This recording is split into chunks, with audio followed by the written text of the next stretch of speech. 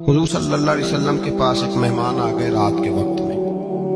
جب وہ آئے تو حضور نے پوچھا کھانا کھانا ہے؟ تم نے کہا کھانا ہے۔ جھوٹ اور بھوک کو جمع کرنا منع ہے؟ کہا جی کھانا ہے۔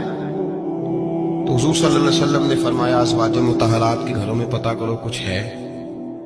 حضرت ام سلمہ کے گھر میں پتہ کیا تو کہا یا رسول اللہ 4 دن سے روٹی نہیں پکی۔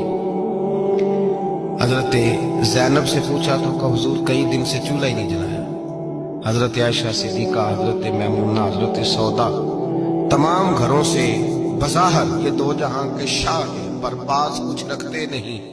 دو جہاں کی نعمتیں ہیں ان کے خالی ہاتھ میں، ہر چیز ہے پر فقر اختیاری ہے، کوئی شے نہ ملی۔ نبی پاک صلی اللہ علیہ وسلم نے مسجد میں اعلان کیا، فرمایا کون ہے جو میرے مہمان کو روٹی کھلائے؟ ان لفظوں کا حسن کوئی حسن والا ہی سمجھ سکتا ہے۔ فرمایا کون ہے جو میرے مہمان کو کھانا کھلائے؟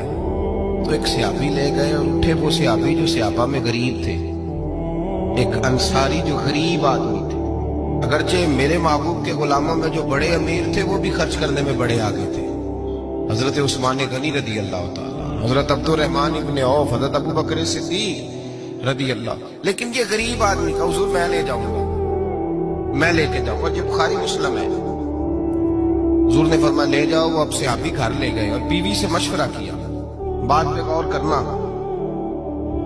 ہر چیز کی بھوک دیکھی جا سکتی ہے، بچوں کی نہیں دیکھی جا سکتی۔ وہ انصاری حضور کے مہمان کو گھر لے گئے، جا کے بیوی سے مشورہ کیا، کہا بھلی مانس گھر میں کچھ ہے؟ تو اس نے کہا تھوڑا سا بچوں کے لیے کھانا رکھا ہے۔ بچوں کے لیے؟ بچے تو بزدل کر دیتے ہیں، بچے تو آدمی کو بزدل کر دیتے ہیں، بچے تو مار دیتے ہیں، کلیجہ پھٹ جاتا ہے بچہ بھوکا ہو، نیند نہیں آتی۔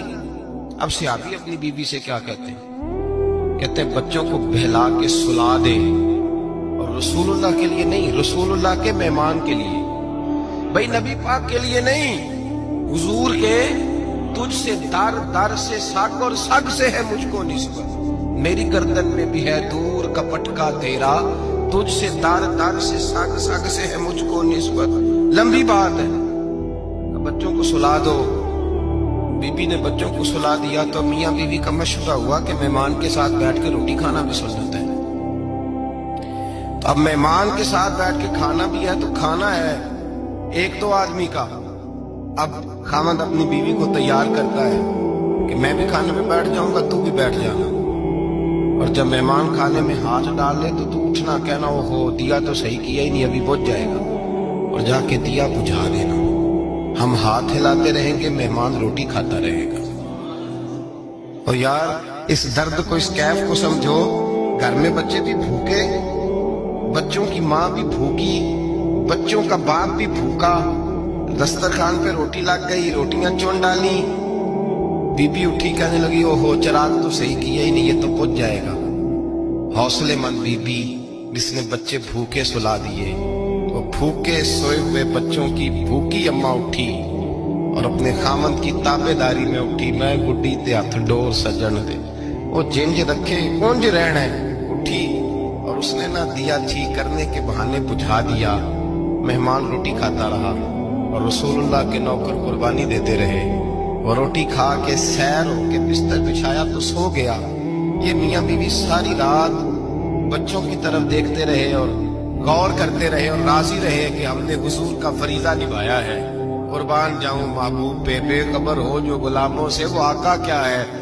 وہ صحابہ وہ اگر قربانیاں دیتے تھے تو جو اعزاز ملتا تھا وہ بھی بڑا شان والا ہے۔ صحابی کہتے ہیں میں فجر کی نماز پڑھنے مسجد آیا، پہلا قدم رکھا تو میرے کریم بولے، حضور نے فرمایا رات جو تو نے اور تیری بیوی نے عمل کیا ہے خدا کو بھی بڑا پسند آیا ہے، محمد مصطفیٰ کو بھی بڑا پسند ہے۔